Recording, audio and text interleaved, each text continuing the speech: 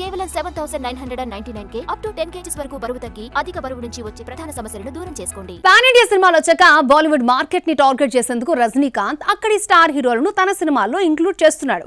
ఈ strategy work out అయిన దానికంటే ఫెయిల్ అయిందే ఎక్కువ. జైలర్ 2 కూడా ఇలాంటి హంగులని అదుతున్నాడు నెల్సన్ దిలీప్ కుమార్.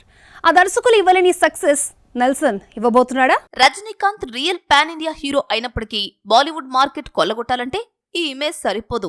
అందుకే అక్కడి స్టార్ హీరోలను తన సినిమాలో ఇన్బిల్ట్ చేస్తున్నాడు. రోబో 2.0లో అక్షయ్ కుమార్ ను విలన్ చేశాడు శంకర్.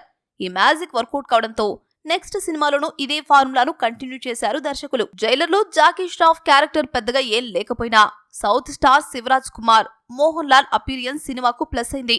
మళ్లీ వెటయాన్ కోసం అమితాబ్ బచ్చన్ ను తీసుకొచ్చాడు టీజే జ్ఞానవేల్. కానీ మూవీ డిజాస్టర్.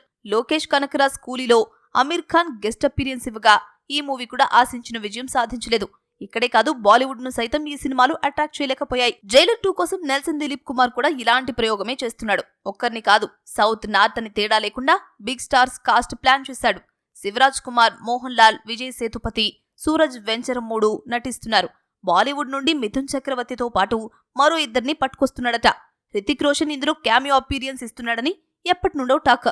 అలాగే విద్యా బాలన్ కూడా కీ రోల్ చేయబోతోందని talk. Movie release announcement teaser లో వీరందరినీ హైడ్ చేశాడు నెల్సన్ దిలీప్.